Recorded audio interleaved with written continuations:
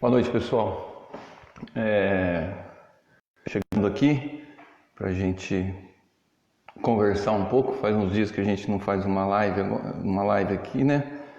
E eu tinha marcado para as 19 horas, mas aí com a demissão do Mandetta, eu achei melhor a gente fazer às 21h30 para poder ver um pouco mais de notícia. Então a gente vai falar um pouco aqui. O assunto principal hoje vai ser a demissão do Mandetta, com mais as consequências que isso pode trazer. Queria ver com as pessoas que estão assistindo, entendeu?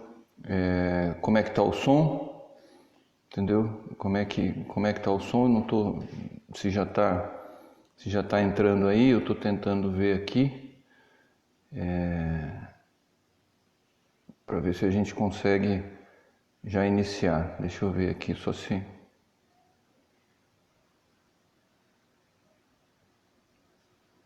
autorizar Facebook.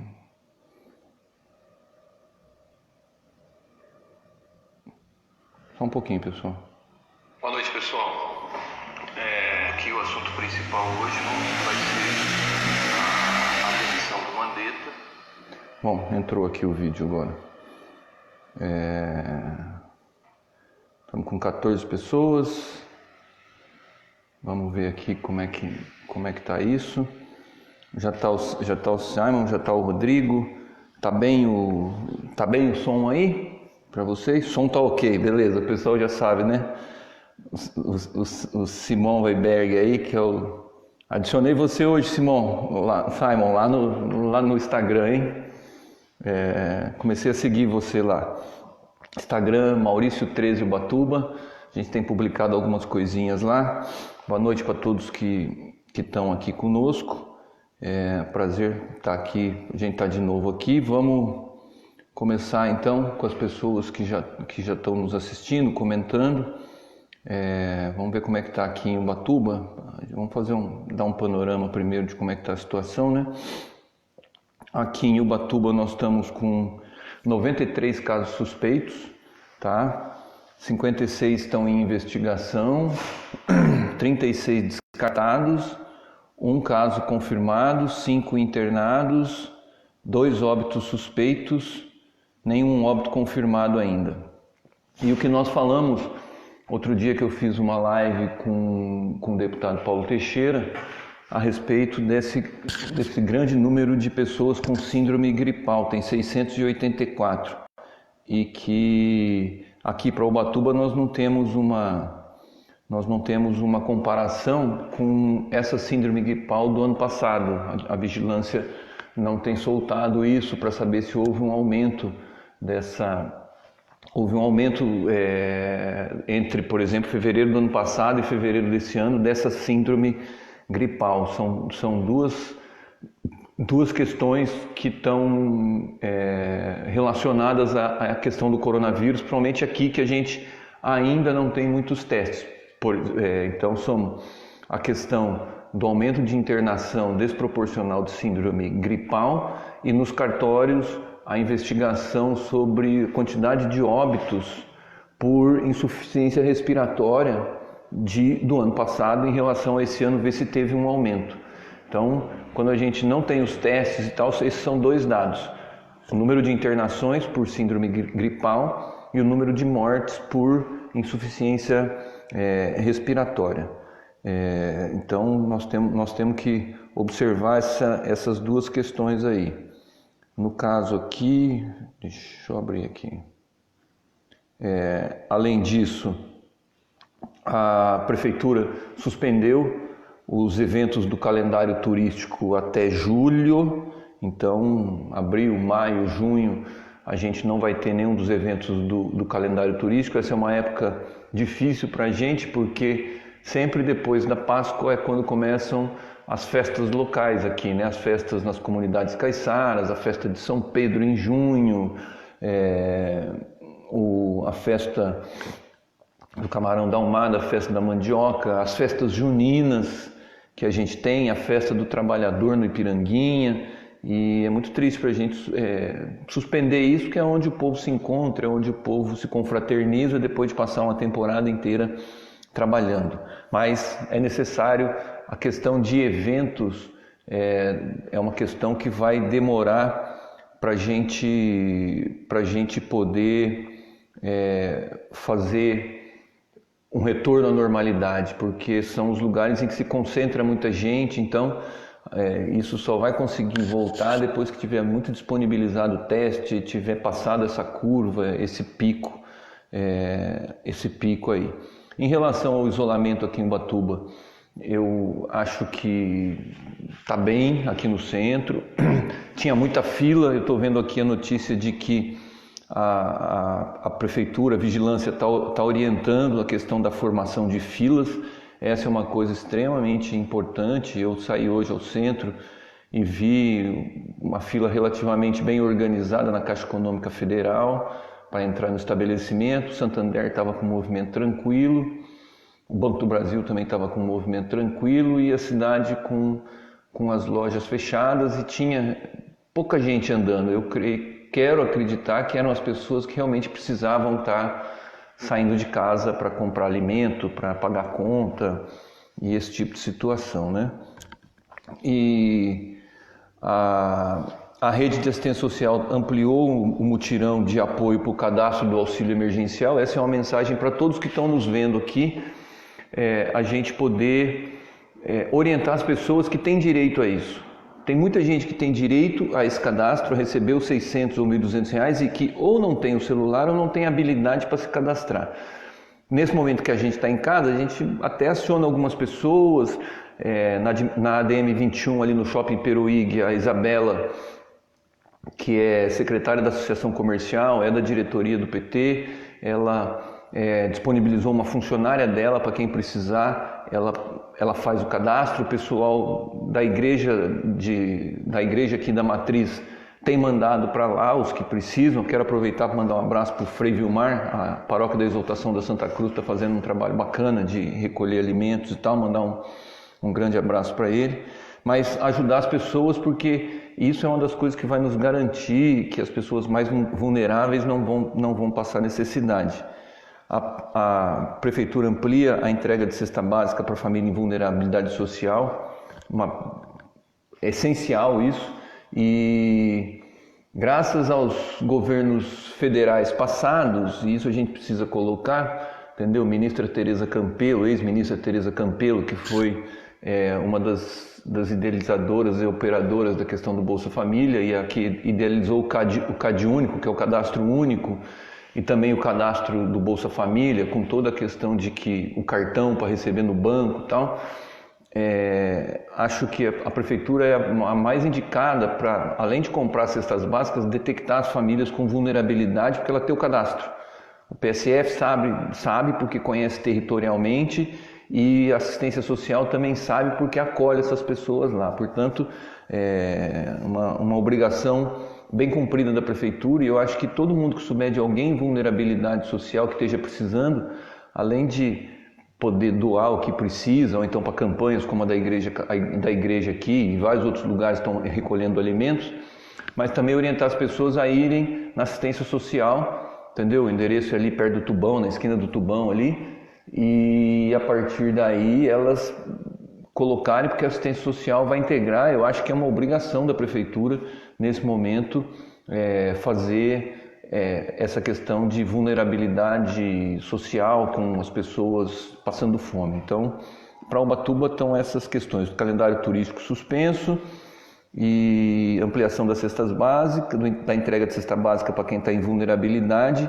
e o cadastro emergência para esse auxílio emergencial, que vai ser uma coisa que vai garantir a economia rodando, pelo menos nesse setor de alimentação e tudo mais. Então, acho que essa é uma coisa muito boa para se fazer, né? Então, parabéns aí, a gente vai esperar que a prefeitura consiga suprir todo mundo para que a gente não tenha também essa questão da fome aqui, né? Das pessoas passando fome em Ubatuba. Então, muito bacana isso. Vamos passar direto aqui, deixa eu ver aqui se eu acho aqui o da ONU, só para a gente colocar algumas questões aqui, antes da gente ir, vamos ver as notícias do mundo aqui, o que estão dando como sendo importante. A ONU hoje, no site da ONU, eu já tinha visto aqui, ela alerta primeiro a questão da recessão, que já está posta, que vai ter. Eu vi uma reportagem hoje dizendo que nos Estados Unidos, na última semana que passou, tinham 20 milhões de desempregados, que é impossível na maior economia do mundo, uma recessão dessas não chegar ao resto do mundo pela quantidade de coisas importadas que os Estados Unidos têm e etc. A reportagem também diz que a retomada depois, em vários dos setores, tanto no emprego como na renda, ela é rápida porque são setores que assim que abrir vão voltar a funcionar, mas que tem alguns setores, e ela coloca algumas coisas que para nós aqui são muito importantes para a gente se precaver, que o turismo, o setor aéreo, o setor de entretenimento, de restaurantes, de shows, esses têm uma tendência de ter uma recessão por mais tempo. Primeiro, que as pessoas precisam recuperar a renda para poder fazer turismo. Segundo, porque a questão de aglomeração, de muita gente e tal, ainda vai continuar. Então, e a ONU adverte hoje aqui que centenas de milhares de crianças podem morrer resultado da Covid-21, por conta das consequências na área da nutrição, da saúde, da segurança e da educação, e que em apenas um ano, no mundo como um todo, mas quando se fala nisso, fala nos países pobres, é óbvio, e nas comunidades carentes, todos os ganhos de mortalidade infantil e etc. podem ser revertidos se não for dada uma atenção especial a essa questão. Mas, de novo, afora a questão da saúde, está muito claro que essa pandemia, que é mundial, que é silenciosa, que é letal, que é globalizada, ela vai exigir medidas no sentido de garantir, nós estamos lutando para garantir a vida dessas pessoas frente ao vírus, e essa luta vai continuar depois para que se garanta a subsistência, a alimentação dessas pessoas depois que passar a pandemia. É uma questão de solidariedade, eu não tenho dúvida nenhuma que a solidariedade que a gente está tendo agora com as pessoas ao nosso redor, as pessoas da nossa cidade, ela vai ter que ser uma solidariedade mundial conforme for passando e as pessoas forem vendo isso, seja em doações, seja que na verdade em pôr dinheiro mesmo, tá? Eu estava vou falar isso daqui a pouco na questão do ministro Mandetta e do novo ministro, mas hoje nós temos muito claro já, pelas medidas que os países da Europa estão tomando, que a China tomou, que os Estados Unidos está tomando, a gente não tem dúvida nenhuma de que comida para a humanidade inteira e dinheiro para comprar essa comida e distribuir, o mundo tem. Portanto, a fome vai ser uma opção e não uma fatalidade depois dessa questão do coronavírus. A gente precisa ter muito claro isso, tá? Não há um conflito, não pode haver um conflito no sentido de que não dá, tem que privilegiar isso, tem que salvar a economia e etc. Tanto agora, na questão da saúde, do investimento em vacina, em teste, em equipamento, em EPI, em pessoal, em medicação, em desenvolvimento de vacina, tanto para essa questão agora específica da saúde, como depois para garantir saúde de maneira contínua para todo mundo e para garantir alimentação para todo mundo, a gente precisa ficar muito claro o que muita gente já vem falando há muito tempo, né? A doença e a fome são opções do mundo, não são fatalidades. Essa é uma discussão ética, inclusive, uma discussão de princípios, uma discussão de visão de mundo, uma discussão religiosa. Por qualquer um dos aspectos, essa epidemia está fazendo a gente refletir no sentido que essas duas coisas, pelo menos, você entendeu? A fome e a doença, elas são opções e não fatalidades e uma coisa que é da natureza. Não são. Então, fazer uma reflexão a respeito disso, tá? Tem aqui no site da ONU também falando sobre a questão de não é hora de diminuir os recursos da Organização Mundial de Saúde. Isso é porque os Estados Unidos suspendeu o dinheiro que ele enviava todos os anos para lá, tá?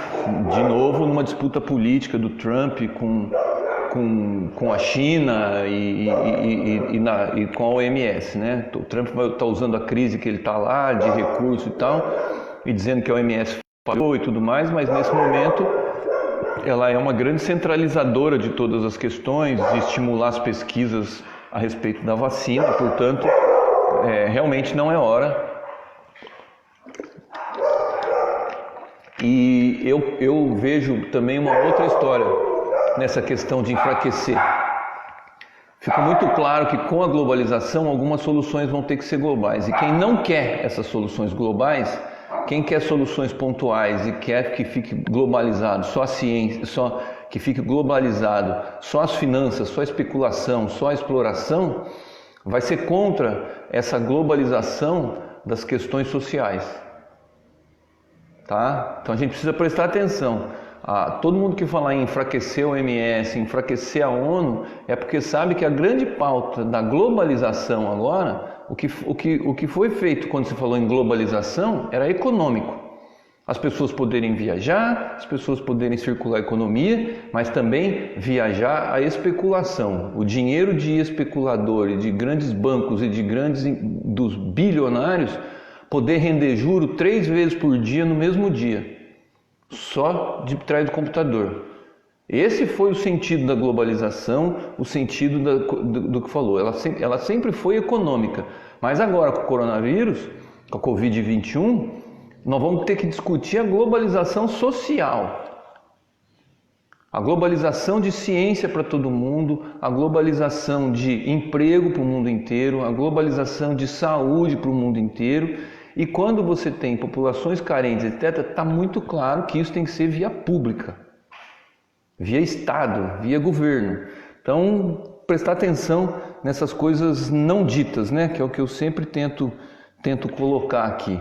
Para cada coisa dita, a gente precisa interpretar o que não foi dito, certo? Estou tentando entrar no meu Facebook aqui para ver quem está aqui, mas não estou conseguindo. Deixa eu ver aqui se eu consigo de novo, para a gente já passar para a questão do Mandetta, né? Que eu acho que é isso que a gente mais tem que... Acho que eu consegui. Acho que é isso que a gente tem que prestar atenção. Quero entrar aqui para ver quem está aqui para mandar uma boa noite, né? Cadê você, Maurício? Meu Deus do céu. Achei. Agora eu preciso eu me achar no vídeo. Me achei de novo. Tá aqui as pessoas. A Nalvinha parabenizando o Frei, falando que ele é um ser especial. Frei, se o senhor estiver vendo, me cobrou outro dia que eu nunca dei boa noite para ele. O Elspeth está aqui de novo, o Alex Guarani, o Alex Santos, tudo bom? Alex, a Ana de novo. A Márcia Elisa, boa noite de Florianópolis, manda como é que tá aí, Márcia. A Mariana, o Eric, estão assistindo aqui, deixa eu ver quem mais veio para cá, o Zé Maria, a Carla, a Mariana, um abraço para vocês todos aí, gente. Estamos já com 31 pessoas. O que eu quero colocar agora para a gente é a respeito do Mandetta mesmo, da saída do nosso ministro. Eu acho que a gente precisa fazer uma reflexão para interpretar aqui o que está por trás dessa saída do Mandetta. Eu vou ficar só no da UOL aqui. Nós temos 1.924 mortes hoje no país, tá? Lá no site da ONU falava que só na última semana morreram 40 mil pessoas no mundo. 40 mil pessoas morreram no mundo. E em termos de tragédia, eu acho que a gente tem que fazer algumas comparações. O mundo mudou depois do 11 de setembro, que foi quando teve o atentado em Nova York. Lá morreram 3 mil pessoas, tá? Nós estamos falando em 40 mil pessoas em uma semana ao redor do mundo. E aquilo lá foi uma catástrofe, o World Trade Center, que mudou o mundo por conta da questão de segurança, das relações, provocou a guerra no Iraque. Então vejam o potencial que tem o que o coronavírus está causando aqui no Brasil. O Mandetta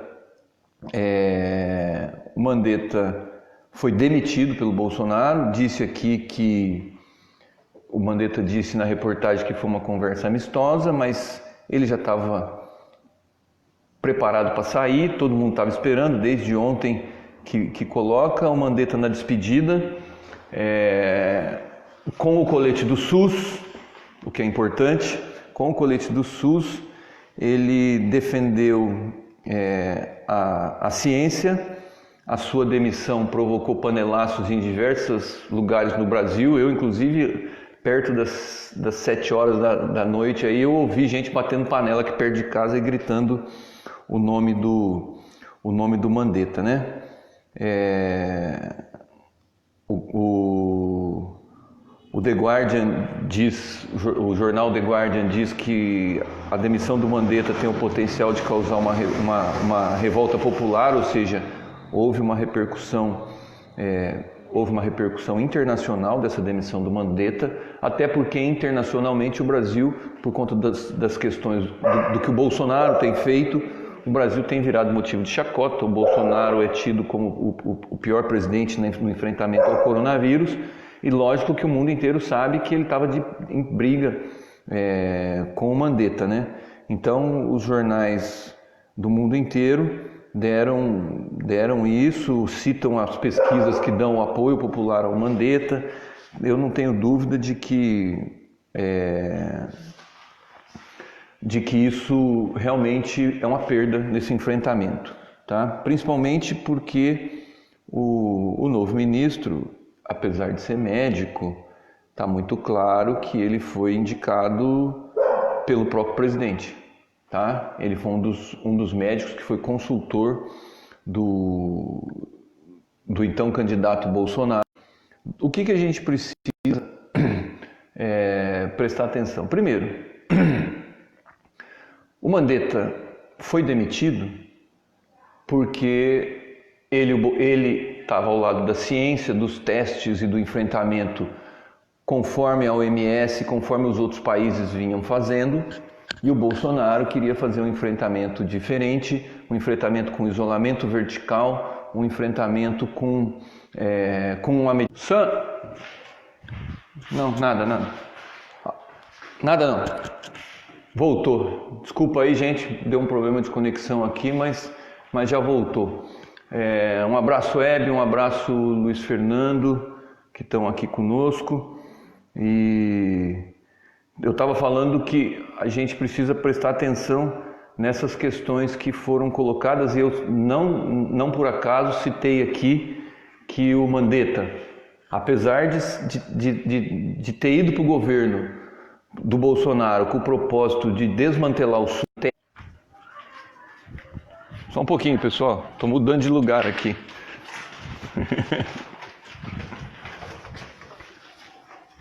Espera aí que eu vou mudar de lugar aqui, que fica mais... Estava num outro lugar. Para não perder. Deu, né? O Eric está colocando aqui exatamente a questão do Washington Post ter dado que o Bolsonaro é o pior líder na crise do Covid. E então o que eu estava colocando em relação a essa questão, não é por acaso que o Mandetta deu a última entrevista e estava o tempo todo com a jaqueta do SUS. Eu acho importante esse sinal que ele deu, porque o ministro que vai entrar é um ministro ligado, ele além de médico, ele é empresário no ramo da saúde privada. E, portanto, nós precisamos ver qual vai ser a posição dele em relação a essa questão, do SUS. Tá? O blog do Tijolaço coloca exatamente o que eu sempre procuro colocar aqui, que são as questões de que, por exemplo, é preciso ver o não dito. Eu vou entrar aqui para a gente poder ver. Ele coloca que, primeiro,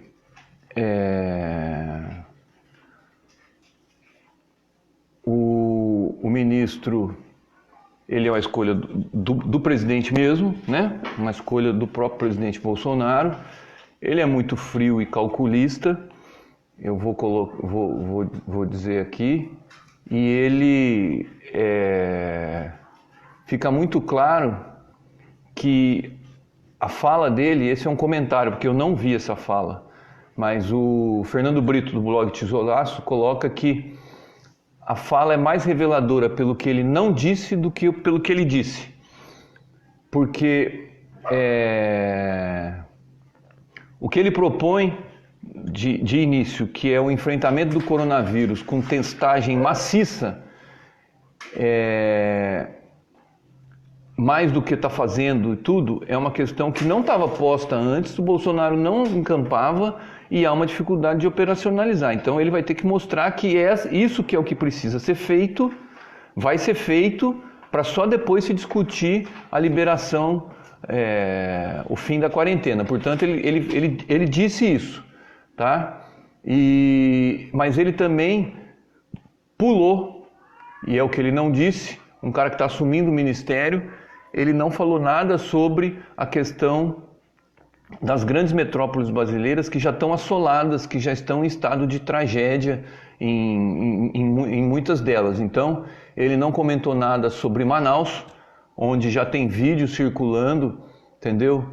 Cenas de corpos se acumulando nos hospitais. Eu vi uma foto dessas, entendeu? De doentes ao lado dos caixões que estão das urnas funerárias, né?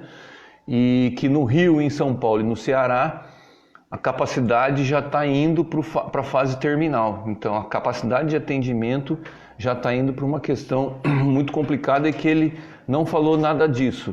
Também, assim como ele não falou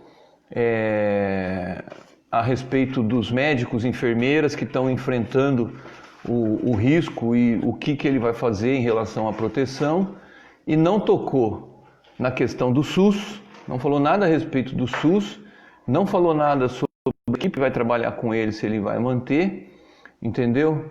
E nem nada sobre o ministro, ou seja, se ele vai continuar o trabalho do ministro ou não, ou seja, isso foi silêncio.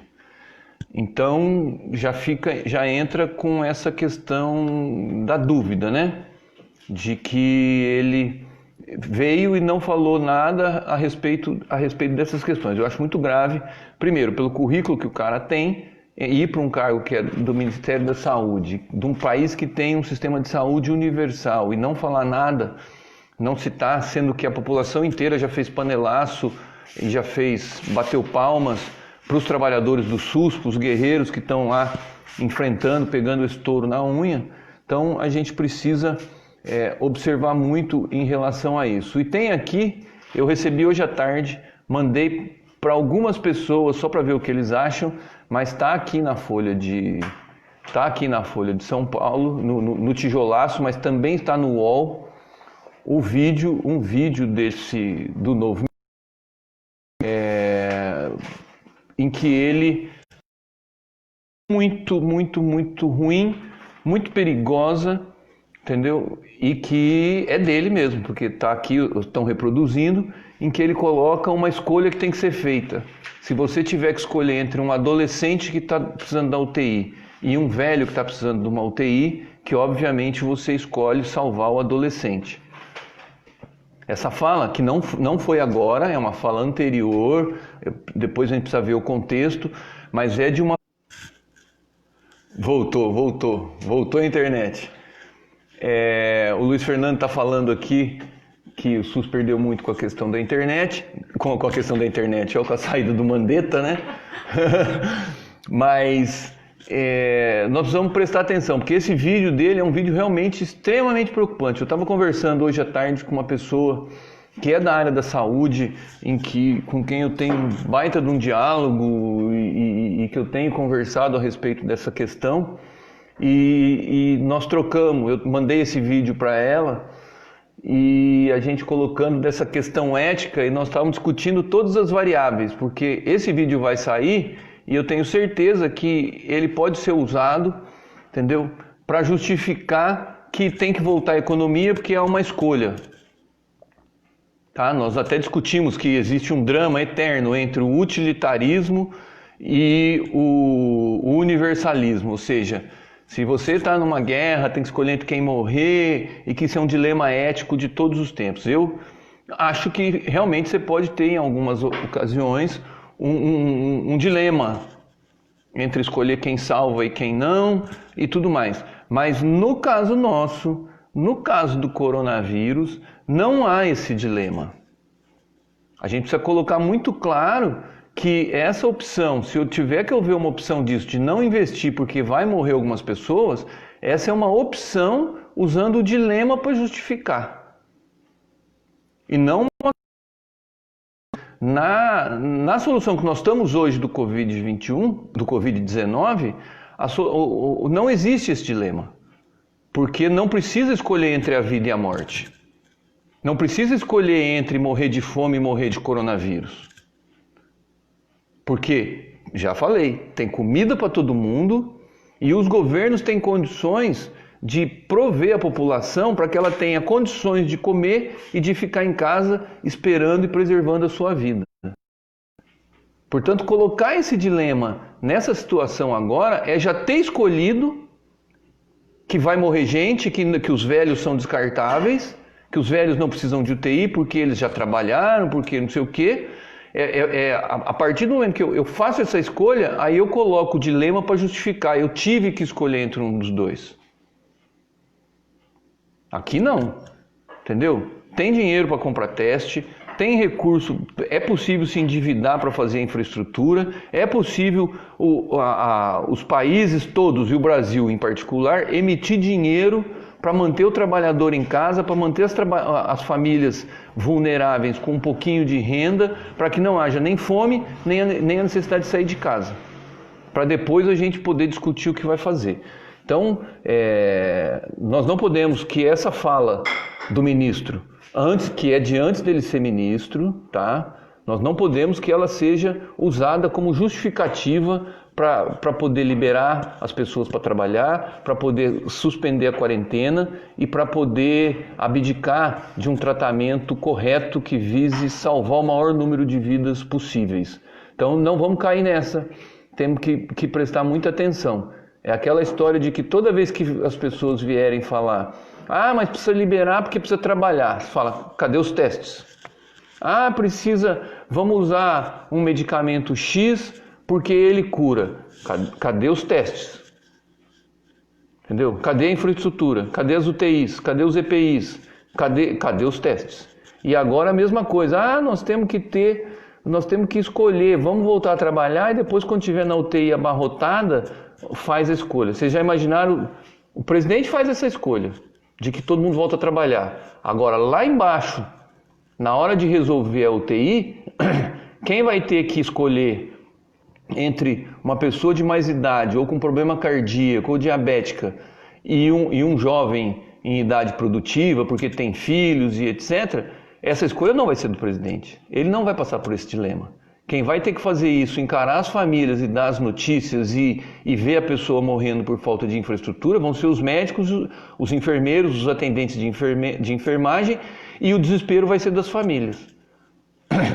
Então, ou seja, eu faço a escolha e nem entro no dilema.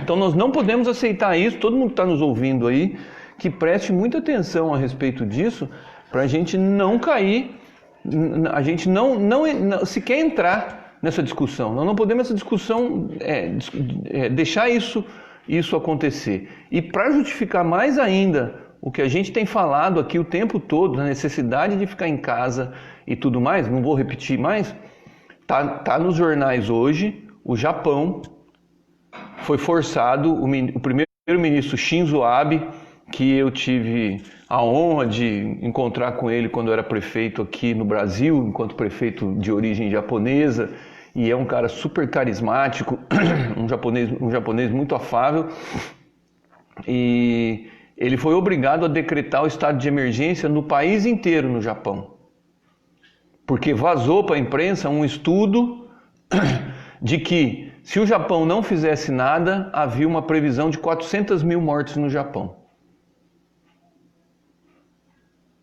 Então, todos os países que estavam sendo usados de modelo para não liberar, para não parar a economia e tudo mais, o que faltava era o Japão, que já se isolou. Já estava com sete regiões metropolitanas, já haviam 7 regiões metropolitanas do Japão isoladas, com distanciamento social, e hoje foi decretado no Japão inteiro essa questão do isolamento. Portanto, vamos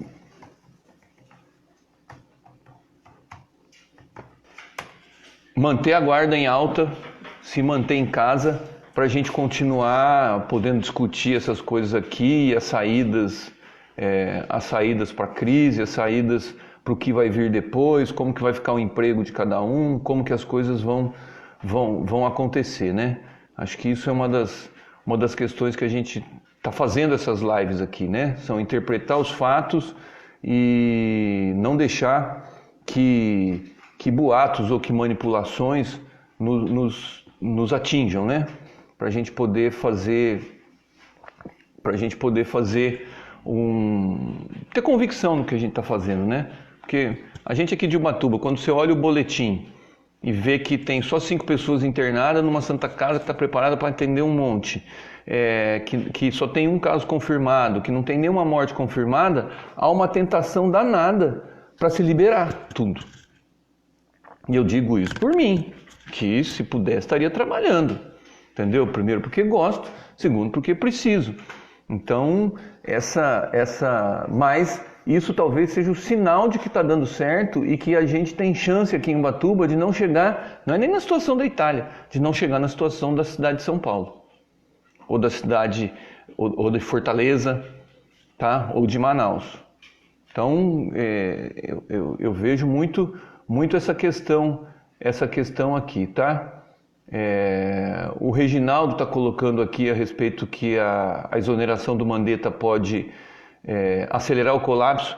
Eu temo por isso, viu, Reginaldo? Acho que há uma chance disso se o novo ministro não for muito rápido, muito ágil na construção da equipe com que vai trabalhar, em não deixar ter solução, em não deixar ter uma quebra no serviço que está sendo feito e que ele veja a entrada dele como sendo alguma coisa para melhorar o que estava sendo feito e não para mudar de rota, não para mudar de caminho, tá?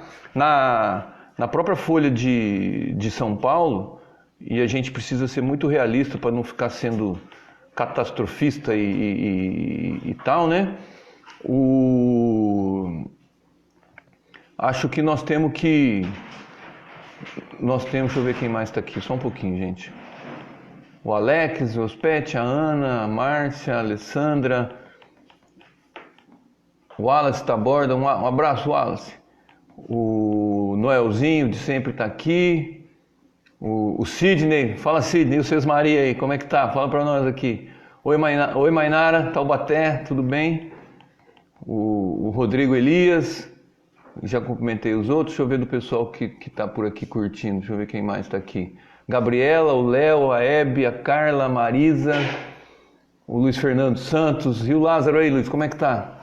Fernandinha, a Madu, Maria Janaína, Jaciele, o Wallace, Luiz Fernando, Cecília Corozzi, o Vitor Coutinho, o Sérgio Moradei, Sérgio, um abraço, o Alfredo, Fredão, um abraço, cara, tudo de bom para você, a Marinalva, um abraço para todos vocês aí. Mas a respeito do que a gente estava falando do ministro, assim, a gente precisa ficar em vigilância a isso. Tem que dar um voto de confiança. Não é porque a gente está discordando frontalmente do Bolsonaro, que a gente é oposição ao Bolsonaro, que a gente pode torcer para o quanto pior, melhor, né? Então, que na verdade esse ministro venha para fazer melhor do que o Mandetta. Voltou. Serginho, meu amigo, tudo bem, cara? Saudade de você, meu velho. Serginho, da Petrobras, de São Paulo. Mas ele precisa vir, o ministro, para poder fazer melhor do que o Mandetta. Porque ele vai dar uma situação entrando no colapso. Entendeu? O Mandetta deixou tudo preparado, fez as coisas e tudo mais, está saindo pelo desgaste por teimar, mas é uma coisa meio que irreversível. Já está colocando aqui uma das coisas que eu coloquei. Os especialistas já estão colocando a questão da falta de experiência do ministro novo com o SUS. É o que eu tinha falado, ele é médico e empresário, entendeu? Então ele não é uma pessoa assim, como todos os ex-ministros, ligado ao SUS. Coisa boa que ele veio, ele manteve a questão do isolamento, manteve a questão da necessidade de testes, né? Então isso é melhor. Mas aqui já tem um monte de notícia dizendo exatamente da questão de que o Bolsonaro quer enviar para o Congresso, para pôr na mão do Congresso essa questão de flexibilizar o isolamento, porque ele quer ver como que os parlamentares vão fazer política em relação a essa questão. E o Mandetta, não foi na saída dele, mas o ex-ministro Mandetta, ele disse eu achei assim, foi uma das melhores colocações para definir. Ele deu uma entrevista para a Veja, que deve sair nesse final de semana, mas foi publicado já alguns trechos, onde ele tá nos jornais e tudo, onde ele coloca que era irreversível a demissão, que ele falava que já chega, que ele já fez, que ele já preparou e tudo mais, que tinha duas questões, mas quando foi retomando ali, entendeu? O Mandetta, a hora que ele foi questionado sobre as medidas, sobre o que podia ser feito e tudo mais, ele falou assim: o vírus se impõe. O vírus se impôs na China, ele se impôs na Europa, ou seja, com tudo que você quer fazer para flexibilizar, para manter a economia, para testar algum medicamento novo sem a ciência ainda ter aprovado, para relaxar o isolamento, para não precisar fazer teste, em qualquer das coisas que você for fazer, entendeu? Eu não sei se é de vocês está caindo aí, mas aqui está um problema sério. Já não conseguimos fazer a live ontem, que eu estava lá no consultório. Um amigo meu hoje de Carapicuíba, o Serjão, que foi prefeito lá, ia fazer uma live sobre Carapicuíba precisa de uma boa internet. Aqui tem caído muito, né? Mas o que eu estava dizendo é que assim, eu acho muito verdadeiro essa frase do ministro. O vírus está se impondo. Sabe? E então, o que faz com o vírus? O melhor remédio é ficar longe do vírus. Porque ele se impõe. Entra em contato com ele que ele vai. Entendeu? Não providencia o UTI que ele se impõe empilhando cadáver. Não faz teste, ele se impõe mostrando que ele está contagiando as pessoas. Então, a gente tem que olhar a situação com essa história aí. Tendo boas notícias, né? Foi protocolado ontem uma pesquisa, eu não vou falar aqui, quem quiser que coisa, mas desenvolvido na Unicamp e vai ser testado em 500 pacientes de um novo medicamento e já vazou qual que é o nome dele comercial, não vou fazer propaganda aqui também porque ele não pode, mas a própria Anvisa já soltou ontem uma resolução de que todas as farmácias, esse medicamento que tem a substância que está sendo pesquisada só pode passar a ser vendido com receita médica, exatamente para não acontecer que nem o outro, a cloroquina, que os pacientes de lúpus e de artrite estão todos eles sem medicamento, todos não, vários deles não estão encontrando medicamento nas farmácias, porque um monte de gente comprou, entendeu? Achando que isso ia ser preventivo e tal, e está se mostrando que ele é perigoso, né? É um remédio com 94% de eficácia e tomara, e vai ser um grande ganho, porque foi desenvolvido pela Unicamp, numa universidade pública, e vai começar a ser testado. Vamos fazer votos para que isso teste. E hoje, eles falaram que precisam de 30 dias para o teste, para daí fazer. São 15 dias de medicação e depois mais 15 dias para ver os resultados de como que isso foi, entendeu? O Sidney já respondeu que no Seus Marias está tranquilo, né, Sidney? Mas acho que essas são questões assim para a gente poder prestar. O novo ministro vai ter que falar muito e agir. São questões que a gente tem que colocar. Ele defende o isolamento social, e aí a gente vai observar o que está acontecendo.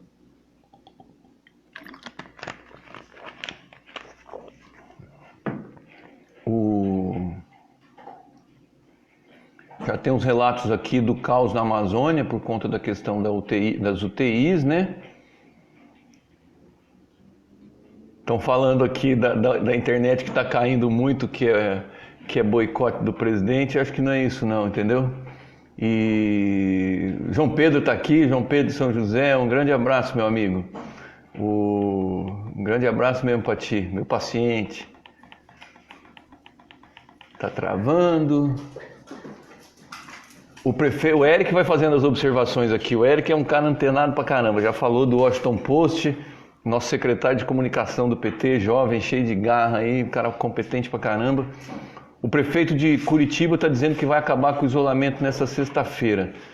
E eu acho que ele vai fazer igual aconteceu lá na minha cidade, em Andradina, que a prefeita, antes de acontecer isso, a própria população foi contra. E com a proximidade do inverno, eu não tenho muita dúvida de que Curitiba é candidata a ser foco disso aí. Eu conheço lá, entendeu? E eu não tenho muita dúvida a respeito dessa questão, entendeu? Curitiba é uma cidade candidata, todo o sul, entendeu? A entrar num surto depois, ou seja, pode estar bom lá agora, mas não vai ficar. O próprio Ministério já tinha colocado isso, que o foco hoje são as 5 cidades com aeroportos, São Paulo, Brasília, Rio de Janeiro, Fortaleza e Manaus, e que eles sabem que o foco das preocupações vai ser deslocado para o sul com a chegada, com o outono indo embora e a chegada do inverno. Até por isso que o pico no Brasil pode ser mais duradouro. Então eu acho que viu, Eric, essa questão que você colocou em Curitiba, o prefeito de lá é um cara meio fanfarrão, já foi ministro, é um cara competente, mas eu acho que ele tá fazendo besteira lá, entendeu? Não tenho muito disso não. A Hebe está falando aqui da fala do atual ministro, da fala dele ser antiética, e foi terrível para quem é idoso de grupo de risco, é isso. E essa fala surgiu aí na internet, né? A gente precisa ver, vai sair depois em que contexto essa fala foi feita. Porque é o ministro já chegar bombardeado, né? Então, ele já vai chegar tentando que se explicar, e aquilo que vem colocando, vamos ouvir o que ele vai falar, prestar atenção no que ele vai fazer, para a gente poder interpretar o não falado e o não feito, entendeu? Como primeira impressão, ele não é uma pessoa que é afeita ao SUS, né? Então a gente vai precisar prestar atenção em relação a essa questão aí do que vai ser feito, né? Vou voltar aqui mais um pouco. Hoje nós tivemos 188 mortes no Brasil e já passamos de 30 mil casos. Isso são só os testados. Isso são só as mortes confirmadas com teste de coronavírus. Então nós temos 184 mortes hoje, mas é aquelas estatísticas que estão dizendo, as estatísticas que estão sendo feitas baseadas em projeções, em modelos matemáticos, todas elas estão dizendo, a que disse menos diz que nós temos 7 vezes mais casos e 7 vezes mais mortes do que o que está acontecendo, né? E que se isso tivesse no noticiário, aí sim que ia ser um caos, ou seja, muita gente já morreu e muita gente já ficou doente e não sabe o que foi e pode ter passado para muitas coisas, né? Acho um dado entre as coisas que estão colocadas aqui, na fala do ministro, quando ele fala nos testes, também nas questões não ditas, né? Ele não só não falou no SUS, não só não falou etc, mas ele falou de teste e ele não falou da cloroquina. Acho que isso foi condições que ele impôs ao Bolsonaro para aceitar, entendeu? Ele deve ter imposto algumas condições e eu acho que essa questão dele não falar sobre o uso da cloroquina é uma das condições dele para ter entrado. Ou seja, o Bolsonaro viu que não ia arrumar alguém de maneira tão fácil para repetir o discurso dele como papagaio, entendeu? De que tem que abrir tudo, de que é só mandar cloroquina para dentro que resolve e que tem que abrir tudo. Acho que o ministro deve ter ponderado que não, entendeu? E de todas as pessoas que está colocando, eu acho que ninguém aceitaria nesse momento, nenhum médico aceitaria ser ministro nesse momento para chegar lá falando que podia liberar todo mundo para trabalhar, né? Então, essa é uma questão.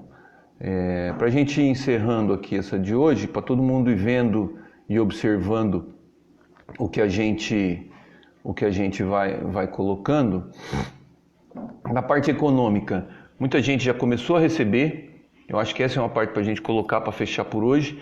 Vamos ficar atento em quem fez o cadastro e que ainda não confirmou que vai receber, tá? Quem já estava cadastrado e tal, muita gente já está recebendo. Eu vi no banco hoje gente com cartão do Bolsa Família sacando na Caixa Econômica Federal, portanto, esses já estão. Mas já foi até noticiado que 30% dos cadastros foram rejeitados numa primeira varredura. E se alguém conhecer uma pessoa que teve o cadastro rejeitado, hoje eu falei com uma pessoa que se cadastrou e que ainda não foi confirmado. Falei, olha, você fica de olho porque se você for rejeitado, nós vamos ter que ver o que faz, porque eu tenho certeza que você tem direito. Tenho certeza que você tem direito. Tá? Mas era uma pessoa que provavelmente não estava no cadastro único, nem estava na questão do Bolsa Família. Nenhum dos dois ela está. Então, acho que a gente precisa ficar prestando atenção nessa questão, entendeu? O Trump abriu hoje uma reviravolta nessa questão da economia e ele delegou aos governadores decidir sobre isso. Ou seja, ele que era centralizador e etc e tal, entendeu? Tomou uma medida, tomou hoje, entendeu? Com certeza a contragosto, a medida de que os governadores agora é quem decide essa questão, né? Os Estados Unidos, para falar do que tem mais casos, 650 mil casos, 31 mil mortes. 31 mil mortes nos Estados Unidos, longe ainda de ter chegado no pico da transmissão do coronavírus, né? E já está falando aqui do Emílio Ribas, que os médicos estão com o hospital lotado e já estão correndo para evitar ter que escolher quem morre. Entendeu? Então, esse é um dado de hoje aqui, uma reportagem de hoje, entendeu? E que ele está recebendo muita demanda por vagas, é o hospital de infectologia, entendeu? E que eles estão já chegando nesse limite de ter que fazer a escolha. Colocam aqui exatamente essa questão de que eles estão correndo contra o tempo para tentar acolher todo mundo, para não ter que escolher quem vai receber apoio para continuar vivo ou não. Maior cidade do Brasil, cidade mais rica do Brasil, hospital de referência nacional no tratamento de infectologia, o Emílio Ribas, já está noticiando, entendeu? Que isso, que o coronavírus chegou de vez, está se impondo, tá? A reportagem diz, inclusive, que é só andar nos corredores para ver que, além dos idosos, o vírus não poupa os mais jovens, não. Tem gente de 22 anos, tem gente de 37, tem gente de 27, tem gente de 42, quase em quantidade igual à questão dos idosos. 50% das pessoas internadas no Emílio Ribas têm menos de 60 anos, tá? E reafirmando, a Covid não é uma gripe simplesinha que veio aí para passar o inverno conosco, né? O próprio chefe do departamento de infectologia lá dos Estados Unidos, o sobrenome dele é Fauci, é o consultor do presidente lá para isso, ele já colocou uma outra coisa, que os Estados Unidos provavelmente vão ter uma segunda epidemia quando chegar o inverno, porque não vai esgotar o número de casos nesse verão. Então, que até para atingir o total de pessoas imunizadas, para considerar que está tudo imunizado, provavelmente vai alcançar o próximo inverno americano. Então, para vocês terem uma noção, esse cara é o cara que o Trump escuta, que está escutando, e a gente precisa ver isso, porque nós vamos estar no inverno aqui, e essa é a importância de se evitar o maior número de mortes agora, para dar tempo de buscar a vacina. Estão falando que em 1 ano vai ter vacina, tá? Para que vocês entendam um pouco a questão da vacina, há uma dúvida em relação ao coronavírus que há em relação a todos os agentes patológicos que causam essa questão aí. Qual a dúvida? Primeiro, se esse coronavírus, quando você pega o coronavírus, que você é infectado, se você fica imune pelo resto da vida. Ou se uma mutação dele, ou ele mesmo pode te reinfectar depois de 1 ano, 2 anos, 6 meses e tudo mais. Porque há uma imunidade que ela tem um tempo, essa imunidade. Ela pode ser por toda a vida, mas ela pode ser só por até se certificar que você não tem mais e o sistema imunológico não te imuniza contra isso. E aí é por isso que uma vacina, e por isso que ela demora mais para fazer, é porque a maioria das vacinas você coloca uma coisa que potencialize a duração dela. Então é por isso que, por exemplo, você vai tomar uma vacina da febre amarela, você toma ela e você sabe que se você for para lugares com a febre amarela, depois de 10 anos você tem que tomar de novo. Porque o quanto que eles põem de potencialização dessa vacina é o suficiente para ela durar por 10 anos. É por isso que tem vacinas que a gente tem que repetir a dose. Por isso que até uma certa idade, quem vai tomar vacina contra a paralisia infantil tem que tomar repetidamente. Então, para o coronavírus tem esse estudo a ser feito em relação a isso. Tem que descobrir o tanto de imunização que ele provoca, natural, para saber que na vacina você precisa provocar uma imunização além desse tempo. Por isso que ela não é uma coisa que é igual um remédio que ficou pronto, você testa. A vacina demora mais. Então a vacina, os mais otimistas dizem que pode estar no mercado aí por volta de 1 ano. Os mais otimistas. A OMS, a Organização Mundial de Saúde, já falou que leva 3 anos para desenvolver uma vacina dessas. E tem gente falando em 1 ano e 8 meses e tudo mais. Então, vamos juntando os pedaços aí, a gente vai prevendo que a nossa saída vai ser uma saída, nossa saída do isolamento vai ser uma saída gradual, não vai ser total por muito tempo, entendeu? E ela pode voltar a ser necessária, e para todo mundo que não pegou a doença ficar tranquilo, só daqui 1 ano e meio, 1 ano, quando pouco, ou mais do que isso, para a gente poder ter uma vacina, para poder ir lá se vacinar e aí ficar todo mundo imunizado e não ter problema. Certo? Para a gente finalizar aqui, a Vanessa está aqui, um abraço. Ela está falando aqui que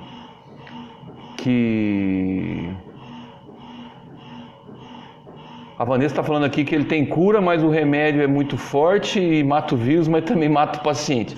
Tem esses casos, tem relato de médicos que tomaram o remédio proposto aí, que falam que passaram muito mal, que provavelmente uma pessoa, se for idosa, não sobrevive aos efeitos colaterais se ela estiver em casa, de tão ruim que é. Ou seja, você precisa estar no ambiente hospitalar para tomar, porque você precisa ser assistido. Ele dá batedeira, ou seja, dá arritmia cardíaca, pode dar dor na vista, dar dor de cabeça e tudo mais. Então, só para completar o que você fala aqui, tá? Um abraço para Edilza, irmã do Sérgio, lá de Campinas. Edilza, manda um abraço aí, um abraço para a mãe, para todo mundo. E Nadir está aqui, o João Pedro, a Lúcia Celestino, presidente é um coveiro, jovem fica, velho morre. E eu acho que o que aconteceu nos outros países por um colapso aqui vai ser por uma medida de governo. É uma boa colocação essa sua, viu, Lúcia? Fará está aqui, o Reginaldo, já vi. Bom, gente, acho que eu já cumprimentei todas as pessoas. A gente vai fechando por aqui, mas com essa questão. Hoje eu acho que é uma data importante hoje essa troca, tá? Ela sinaliza um monte de situações, desde, por exemplo, por que não trocou há 15 dias atrás? Porque faz 15, 20 dias que estão batendo boca os dois. A dúvida em relação ao novo ministro, por ser da iniciativa privada, por não ter falado do SUS, por ter um vídeo dele falando em fazer opções entre velhos e novos, de quem vai viver. Isso me cheira muito mal, pra gente não mais...